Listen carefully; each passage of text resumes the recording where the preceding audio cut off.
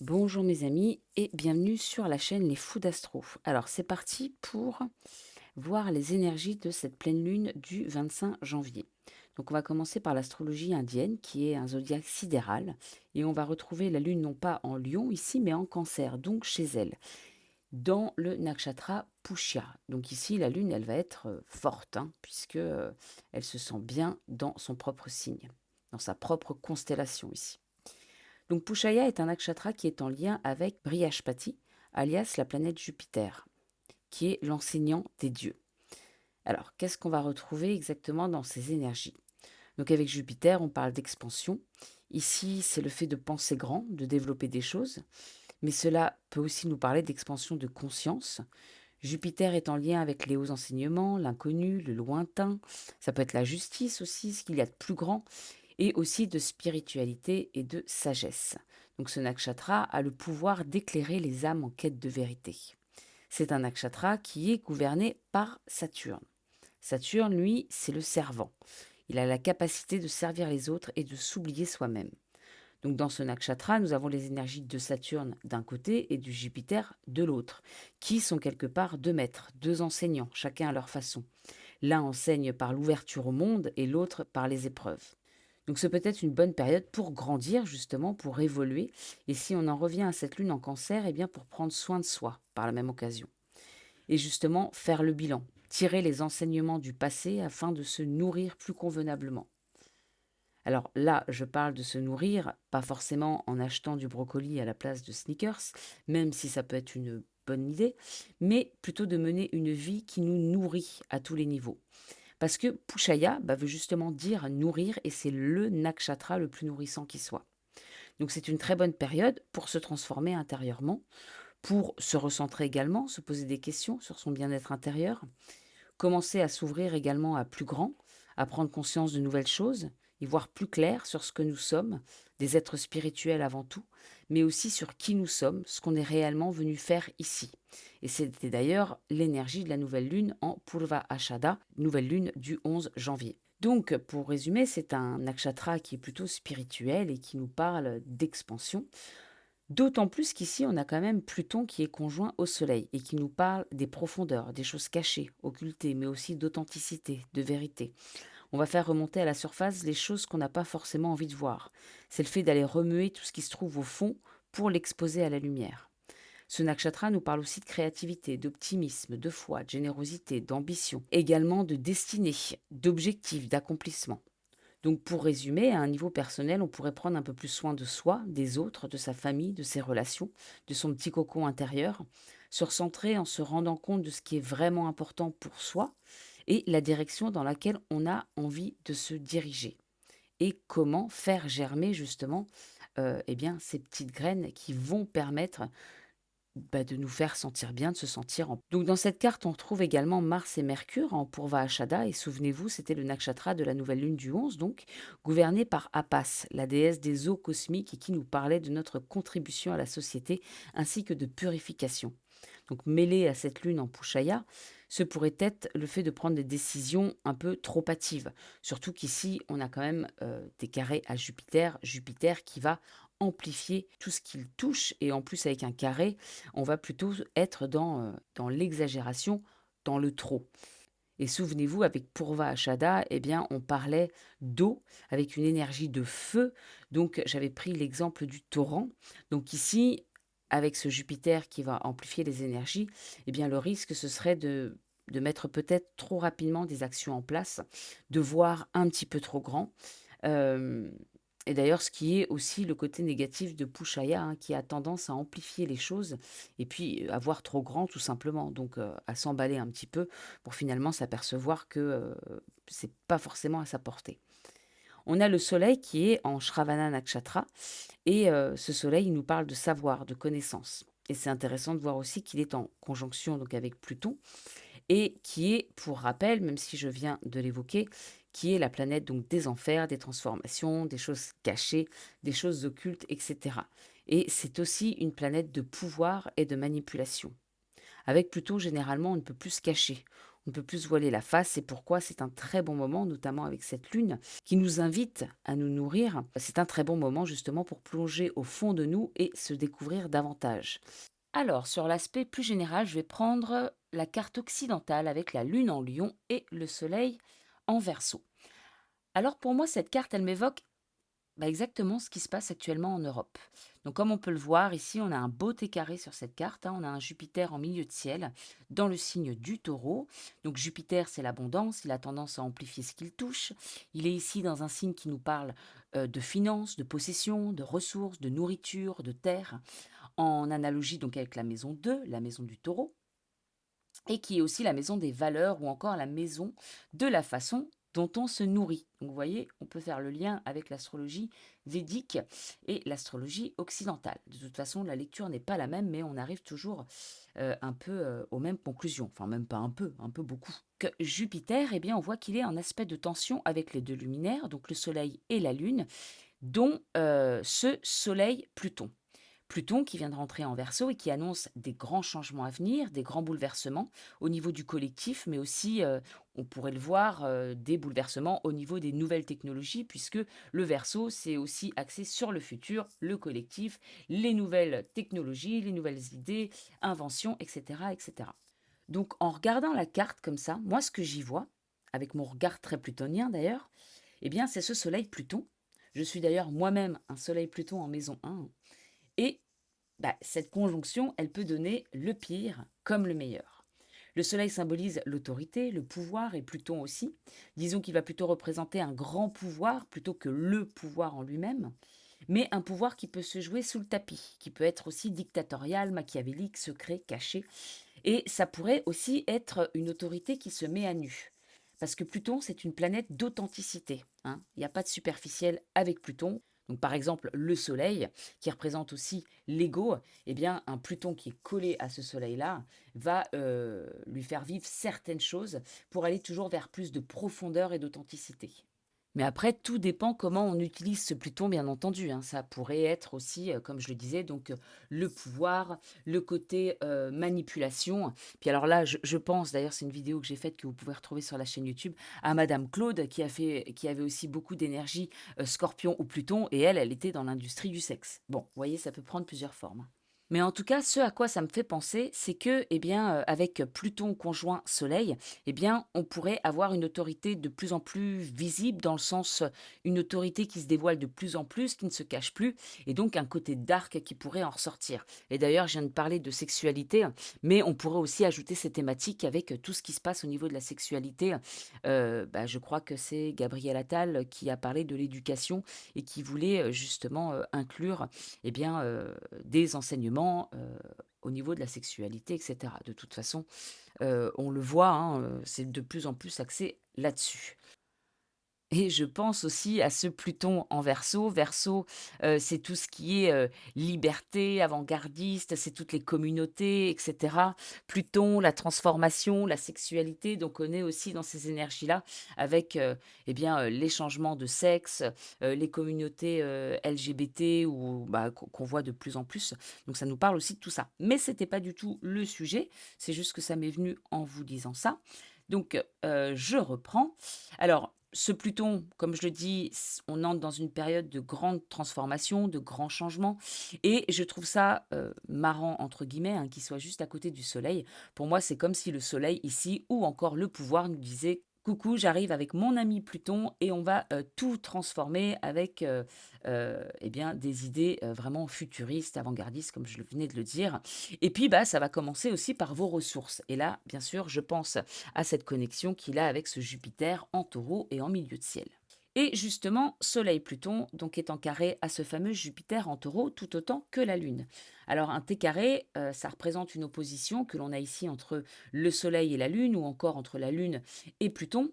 Et les deux aspects de tension, les deux carrés que l'on voit à Jupiter. Voilà. Ou plutôt les trois carrés avec Pluton. Alors oui, Jupiter, à la base, c'est donc une planète bénéfique, hein. Sauf qu'avec des aspects de tension, elle peut donner beaucoup d'excès, beaucoup d'exagération. Un Jupiter fort ou encore le signe du Sagittaire, très prononcé, peut donner des gens qui sont dans le too much, qui ont aussi beaucoup d'ego, qui en font des caisses, qui sont très trop optimistes sur certaines choses. Et puis, on peut tout simplement penser à notre cher président qui a beaucoup d'énergie sagittarienne et, si je me souviens bien, un Jupiter opposé au Soleil, qui lui-même est en Sagittaire. Bon. Et donc ici, on a cette abondance jupitérienne qui trône en milieu de ciel, qui est en aspect de tension autant chez le Soleil que chez cette Lune. La Lune, elle est en Lion, dans un signe donc gouverné par le Soleil, conjoint Pluton. Alors je sais que beaucoup parlent de cette pleine Lune comme une pleine Lune d'abondance, de confort matériel, de belles et de fortes énergies parce qu'elle est dans le signe du Lion. Oui, alors moi j'ai envie de dire pour qui vraiment cette abondance? Parce que pour moi en tout cas, la façon dont cette carte me parle, c'est que j'y vois plutôt une abondance qui est contrée, hein. On a des aspects de tension qui est exagérée ou contrée. En tout cas, elle n'est pas forcément, facilitée avec un grand T carré que l'on voit en plein milieu de la carte. Moi, ce que ça m'évoque plutôt, c'est un pouvoir autoritaire qui va bloquer les ressources. Alors, le Verseau nous conduit d'ailleurs à Uranus, lui-même en Taureau également, qui va redevenir bientôt direct d'ailleurs, lui-même est en trigone avec Mars-Mercure en Capricorne.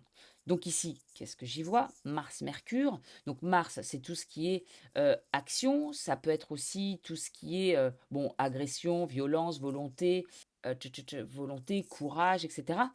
Avec Mercure, on peut parler de nouvelles, de communication. Alors Mars-Mercure, en Capricorne d'autant plus, ça me fait penser à des consignes, des ordres venant de l'autorité et en lien avec Uranus, Uranus le futur, la liberté, donc éventuellement des consignes en lien avec le futur et les ressources, la liberté des ressources.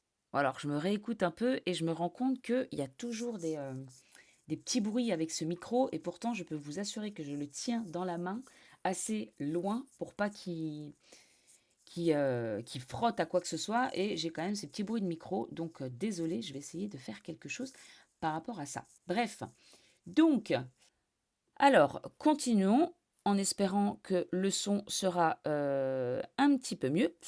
Donc là, je pourrais aussi poser mon regard un petit peu noir sur ce Saturne que l'on trouve ici en 7 en maison 7, donc en analogie avec la balance, le premier signe social de l'hémisphère sud dans le zodiaque.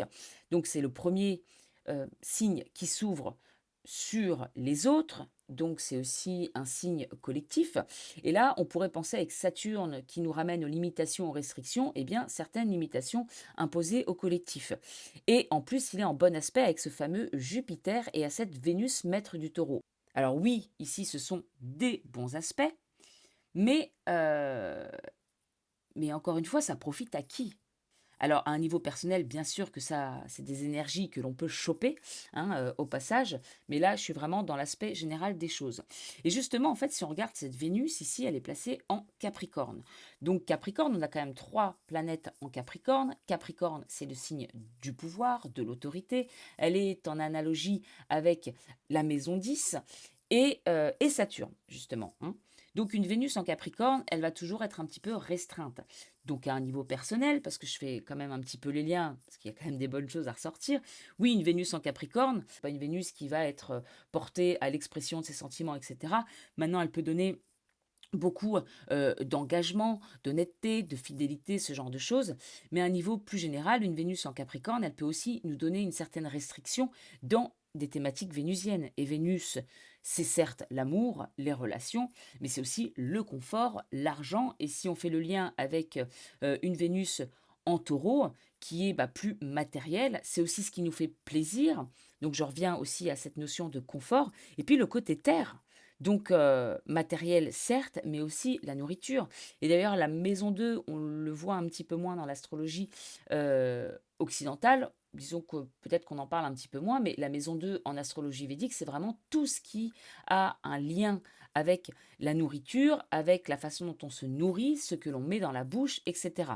Et c'est pas pour rien que la Lune est exaltée en taureau et qu'elle se sent bien ici, puisque la Lune nous parle également bien, de nourriture, de la façon dont on se nourrit à tous les niveaux, que ce soit au niveau de la nourriture, mais aussi de la façon dont on se nourrit psychologiquement, au niveau de ses relations, enfin tout, hein, tout notre environnement, etc., etc. Donc le taureau, eh bien, et cette Vénus taureau, puisque là, c'est Jupiter est placé en taureau qui nous renvoie à cette Vénus, a un lien avec la Terre nourricière. Et cette Vénus, elle se trouve quand même au carré de Neptune. Neptune qui ici se trouve en 8, donc on pourrait repartir sur les choses cachées, l'argent des autres. C'est aussi dans l'axe d'ailleurs 2, 8 qui nous parle également d'alimentation, des ressources tout simplement, des ressources soit les siennes, soit d'autrui avec la maison 8. Et Neptune, ce sont eh bien, les illusions, les écrans de fumée, les entourloupes, les choses cachées. Alors oui, c'est aussi la spiritualité, des choses beaucoup plus, alors là je pense, avec Vénus, l'amour idéalisé, mais ici dans un aspect plus général, ça pourrait parler, eh bien, de confort illusoire, de plaisir illusoire ou nous faire miroiter certaines choses en lien avec cette Vénus, alors qu'en fait il n'en est rien et qu'il y a des choses qui se trament dessous, hein. Donc pour moi, ce que j'y vois avec un Pluton ici, c'est plutôt des réformes, des transformations concernant l'abondance, ce qui se trouve d'ailleurs au cœur des sujets pour être placé ici en milieu de ciel. Donc ce que je vois moi ici avec ce Pluton, bah, j'y vois plutôt des réformes, des transformations en lien avec l'abondance, les finances, et également, bah, l'abondance qui vient de la terre avec le taureau, hein. Donc j'y vois aussi, bah, tout ce qui se passe un petit peu actuellement pour ceux qui regardent les actualités. Moi, ça me fait penser aux agriculteurs qui commencent à bloquer le pays. Et d'ailleurs, ce mouvement, il est présent dans plusieurs pays d'Europe. Donc l'Allemagne, bien entendu. Je crois aussi qu'il y a la Pologne, les Pays-Bas, la Roumanie, d'autres pays, mais là, comme ça, je ne sais plus. En Allemagne, ça a commencé il y a 3 semaines ou un mois. Ça prend des proportions assez énormes. Alors là, j'entendais aussi ce matin que ça allait être un mouvement historique. Bon, on verra bien, mais en tout cas, c'est vrai que la colère monte quand même de plus en plus bah, parce que les agriculteurs, bah, ils n'arrivent plus à vivre de leur agriculture avec tout ce qui se trame actuellement. Ça me fait vraiment penser de manière plus générale avec les prémices des grands changements à venir et de ce Pluton qui rentre justement en Verseau et qui est collé à cette autorité, le Soleil. Alors, pour en revenir à la Lune en Lion, je ferai d'ailleurs le parallèle avec cette Lune en Pushia qu'on a vu en début de vidéo et le fait de se nourrir. Parce que le lion nous ramène à soi, à l'expression de soi, notre propre enfant intérieur, c'est connecté au cœur, à la famille. Donc bien sûr, on reste dans ces énergies-là à un niveau personnel. Ça n'empêche pas que cette lune, elle est quand même aspectée par Pluton, donc ça peut créer des angoisses. En plus, elle se trouve en maison 12, donc c'est une maison qui est peu irriguée par la lumière, symbolisant la spiritualité certes, mais aussi la dissolution. Donc la dissolution peut aussi eh bien, nous amener à cette ouverture de conscience et à la connexion à plus grand. Et c'est ce qu'on retrouvait aussi chez Pushia, qui est une énergie très spirituelle. Donc c'est effectivement par le biais de Pluton, de ces grandes transformations qui iront peut-être pas vraiment dans notre sens au départ, qui peuvent nous priver de certaines ressources, mais ce qui peut également nous pousser vraiment dans les profondeurs afin de révéler justement notre soleil et notre pouvoir créatif. On va maintenant passer en astrologie uranienne. Donc je vais commencer avec la roue de 360 et ensuite on continuera avec la roue de 90 degrés qui va faire un zoom en fait. C'est la roue de 360 mais pliée en 4. Et donc avec l'astrologie uranienne, je vais vraiment vous mettre les figures planétaires, les mi-points que l'on retrouve par rapport à ce que je vais sélectionner. Donc en gros, je vais sélectionner eh bien entendu la pleine lune, puis je vais sélectionner l'ascendant qui va représenter l'environnement, le milieu du ciel qui va représenter le peuple, et le mi-point, milieu du ciel ascendant, qui va représenter le peuple dans cet environnement. Voilà, donc on va regarder ça. Et puis je vais aussi regarder deux, trois petits conjonctions qu'on peut retrouver euh, au départ. Et alors je vais vous mettre vraiment les significations telles quelles pour vous montrer ce que ça dit et non pas forcément mon interprétation comme je peux le faire en première partie de vidéo. Voilà, je vais vraiment vous mettre les définitions et puis bah, après à nous d'en déduire ce que ça peut vouloir dire. Donc déjà on a Lune Vulcain qui est juste à côté de Vulcain. Donc Vulcain, c'est une planète très forte. Donc ça pourrait parler de la colère du peuple, puisque la Lune représente la nation, le peuple. Ça pourrait aussi représenter une femme puissante ou des émotions puissantes. Alors ensuite, cette lune Vulcain, elle tombe sur milieu du ciel Jupiter et elle tombe également en face sur Apollon. Alors bien sûr, ça tombe aussi, comme vous pouvez le voir, sur la pleine lune. Là, c'est en route 360, donc la lune et le soleil sont vraiment en face l'un de l'autre, comme on le voit eh bien, en astrologie occidentale ou védique, hein. Et puis après, en route 90, ces deux astres seront en conjonction. Donc, ici, on a MC, donc milieu du ciel, Jupiter et Apollon, comme on peut le voir. Donc, ce qui peut parler d'une grande prospérité, avec Vulcain des revenus considérables ou le grand accroissement de fortune. Alors malheureusement, je ne pense pas que ce soit forcément pour nous tous. Alors après, on peut se dire que c'est quand même sur le dos du peuple, puisqu'on a le peuple français qui est quand même mêlé à ça. Mais on a aussi Vénus-Saturne. Donc Vénus, ça parle généralement, alors quand c'est dans un thème personnel, Vénus-Saturne, ça peut parler bien entendu de séparation. Saturne, ça peut aussi parler d'un réel engagement, hein, profond. Mais bon, là, on n'est pas sur un thème personnel. Donc ça peut parler d'entente perturbée, de séparation, comme je l'ai dit. Ou Vénus, ça représente aussi la paix, les plaisirs, euh, l'argent également, même si ça va être peut-être plus Jupiter en astrologie uranienne qu'on va regarder pour l'argent. Vénus représente quand même cette thématique. Et puis n'oublions pas que, en tout cas dans les autres astrologies, parce que ici les maîtres ne sont pas forcément les mêmes qu'en astrologie védique et en astrologie occidentale, mais Vénus, c'est quand même la planète maître du taureau, et comme j'ai dit, le taureau représente eh bien, la terre et également eh bien, la nourriture en maison 2, hein, on parle de nourriture, tout ce qui passe par la bouche. Voilà.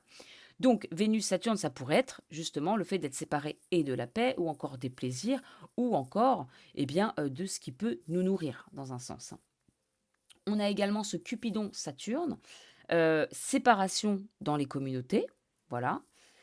Donc ça pourrait être aussi, je vous dis un peu tout ce qui me passe par la tête, Cupidon, les communautés, hein, c'est tout ce qui est, tout ce qui se réunit. Ça peut représenter aussi la famille. Des familles, vu qu'on a Cupidon, Vénus à côté, des familles qui se regroupent autour de cette thématique vénusienne. Donc ça pourrait être des communautés artistiques, mais aussi, comme j'ai dit, des communautés qui donnent des choses vénusiennes. Donc comme je le disais un petit peu plus haut, on pourrait aussi parler eh bien, de nourriture, de plaisir, de confort, ce genre de choses. Ensuite, on a Nord-Uranus, les événements, les relations soudaines. Et Zeus Poséidon, la direction d'esprit, le commandement, la pression. Bon, après voilà, on peut juste regarder dans les définitions et se dire, ok, donc ça, c'est des choses qui peuvent, voilà, qui peuvent être mises en lumière en fait, hein. D'ailleurs, la pleine lune met en lumière. Donc voilà, donc passons maintenant à la roue de 90. Et ici, donc je vais pointer sur la pleine lune et on voit que la pleine lune, et je ne l'ai même pas mis sur le slide, mais c'est pas grave, elle pointe directement sur Hadès. Et Hadès, c'est ce qui n'existe plus, c'est ce qui est malade, c'est ce qui est du passé, c'est ce qui n'est plus là, c'est ce qui manque. Bon, déjà, alors ça, c'est sûr qu'on ne peut pas le voir dans l'astrologie védique ou encore occidentale, mais bon, une pleine lune qui arrive directement sur Hadès, c'est pas forcément la meilleure figure que l'on peut avoir. Et alors, qu'est-ce qui est pris en sandwich, si je peux dire ça comme ça, entre cette pleine lune et Hadès? Eh bien, on a ascendant nœud nord. Et ascendant nœud nord, c'est les rapports dans l'environnement. Donc, pourrait y avoir des manques dans l'environnement, les rapports dans l'environnement. Ensuite, on a un Jupiter Vulcain. Ce même Jupiter Vulcain, ne l'oublions pas, qui est eh bien, avec Apollon, hein, qui est juste à côté. Donc Jupiter, Apollon, Vulcain, ça pourrait nous parler d'échanges commerciaux, de grands échanges commerciaux, enfin importants en tout cas. Alors, si on regarde les définitions exactes, eh bien, on peut retrouver le Jupiter Vulcain, la chance considérable, la force, la puissance réussie, prospère, le pouvoir de l'argent ou des finances. Avec Hadès, avoir de la chance avec des actes ignobles. Oui, parce qu'on est toujours quand même à pointer sur ce Hadès. D'ailleurs, je ne sais plus si j'ai donné la définition d'Apollon Vulcain, la grande prospérité, l'aisance, l'élargissement, l'expansion importante. Qu'est-ce qu'on a d'autre? On peut retrouver Cupidon Admète. Donc Cupidon, on n'oublie pas qu'il était aussi en lien avec Vénus. Donc là, si on regarde Cupidon Admète, on a la solitude, le célibat. Bon, ça on va être plus pour des thèmes perso. La matière première, donc ça, c'est quand même intéressant. Cupidon, c'est la famille. Donc là, ça me fait penser de nouveau aux agriculteurs, des familles qui donnent, ou des communautés qui donnent la matière première. On retrouve un Cupidon admette égal Hadès, être solidaire dans les tristes conditions, la communauté ou la camaraderie dans les périodes difficiles. Donc ça, on peut y voir les rassemblements, des gens qui s'unissent dans des conditions qui sont difficiles. Neptune-Pluton. Donc Neptune-Pluton, le fait de dissimuler certaines transformations ou des transformations insidieuses. Zeus-Poséidon, la preuve, la justification, le témoignage, le certificat, le commandement, la direction d'esprit, la pression, l'incontrainte d'esprit. MC Vulcain, le pouvoir du peuple, ascendant Saturne, être traité froidement, séparation des autres, être seul. Voilà ce qu'on a comme figure planétaire pour cette pleine lune. Maintenant, on va passer au MC, donc du côté du peuple, puisque ça va représenter le peuple français. Donc, on retrouve ascendant Zeus ensemble avec les autres, être sous pression. On a point bélier Pluton, donc ça, point bélier, ça va représenter plutôt le monde, les transformations et développements généraux et collectifs. Mars, Chronos, le fait de vouloir s'imposer, d'être indépendant, le pouvoir de l'État ou la police. Mercure, Mars, être en agitation, irrité, avoir des revendications. Hadès admettent l'usure, la détérioration, le manque de matières premières, le pessimisme. Lune Neptune, Soleil Neptune aussi, donc en fait c'est juste cette pleine lune qui arrive sur le Neptune, les tromperies, les fraudes, les illusions.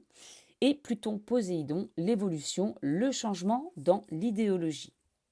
Ensuite, j'ai pris l'ascendant, donc l'environnement. Alors je réduis au fur et à mesure.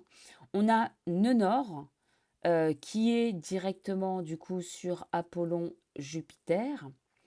Donc on a le lien économique, les liens commerciaux qui rapportent.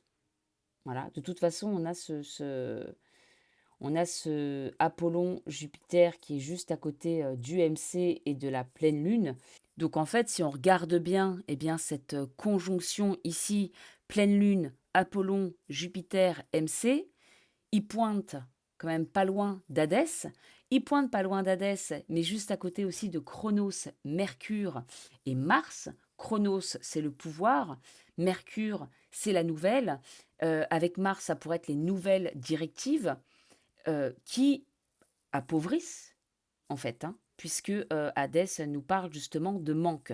Donc ici, on peut vraiment voir les accords commerciaux qui appauvrissent le peuple. Ça pourrait se lire comme ça, les nouvelles directives, les nouvelles, bon, c'est un peu répétitif, mais qui effectivement appauvrissent le peuple et qui négligent le peuple. Bah, d'ailleurs, on a le MC admet. La définition, c'est le fait de négliger le peuple. On a lune, soleil, donc la pleine lune, Saturne. Donc là, ça peut nous parler de séparation, de restriction, de limitation. Saturne, c'est ce qu'il représente.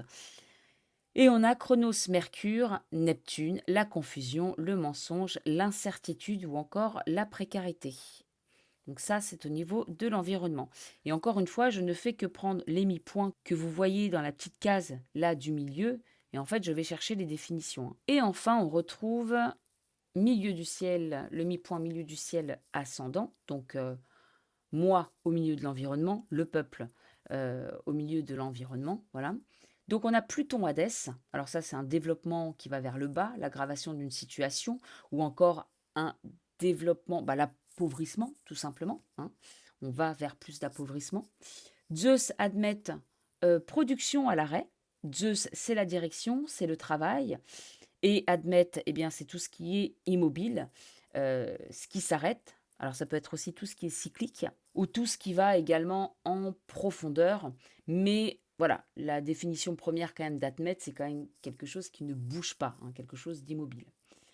Ensuite, on a Vénus-Neptune, les plaisirs ou les aides illusoires. Alors oui, donc Vénus-Neptune, ça peut être s'illusionner d'un amour ou alors ça peut être de la tromperie, ce genre de choses. Et Vénus, je le reprenais aussi pour ce côté paix, plaisir.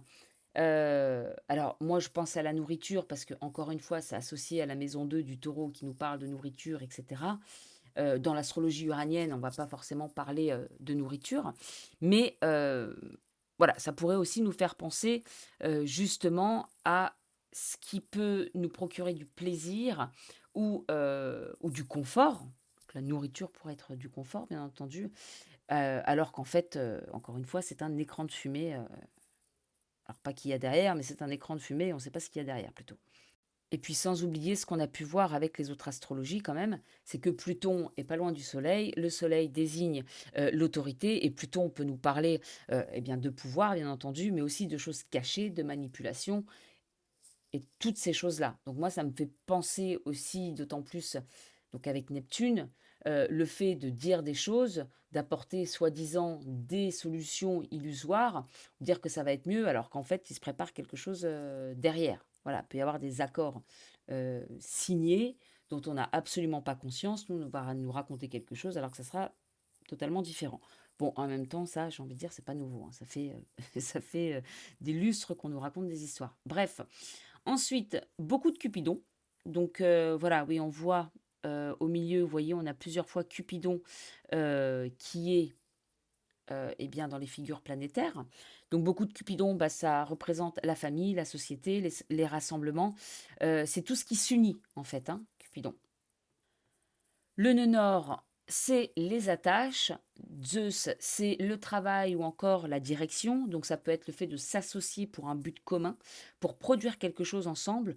Ou si on regarde avec Cupidon, ou encore production à l'arrêt, ou encore le développement vers le bas ou l'aggravation d'une situation, bah là on peut quand même clairement voir le côté où les gens se rassemblent parce qu'ils n'est pas d'accord avec des choses qui sont mises en place et que du coup il y a des grèves. Mais d'ailleurs, si vous regardez dans la lune du 11 janvier, la nouvelle lune, il y avait justement ces figures de grève. Et d'ailleurs, on y est, hein. En revanche, il me semblait que c'était plutôt le Mercure qui était en lien avec, avec Saturne. Et du coup, ce qui était mobile était à l'arrêt. Et là, j'ai l'image des tracteurs ou tout simplement des péages, là, parce que je crois que c'est ça qui se passe, hein. Ils commencent à bloquer des péages sur l'autoroute, donc effectivement, bah, les voitures, elles sont plus très mobiles. Ensuite, on retrouve Uranus-Neptune, et alors ça, c'est intéressant parce que c'est quand même... Ensuite, on a Uranus-Neptune, et ça, c'est quand même intéressant puisque ça symbolise la révolution ou encore la crise, le fait d'être soudainement arrêté ou paralysé.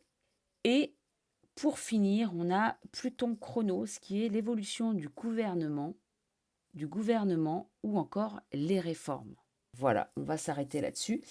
Eh bien écoutez, n'hésitez pas à mettre un petit like, un petit commentaire si vous avez aimé cette vidéo et puis à vous abonner si vous voulez voir les prochaines. Moi, je vous souhaite eh bien une bonne journée, une bonne soirée, dépendant l'heure à laquelle vous écoutez cette vidéo. Et puis bah, je vous dis à très bientôt.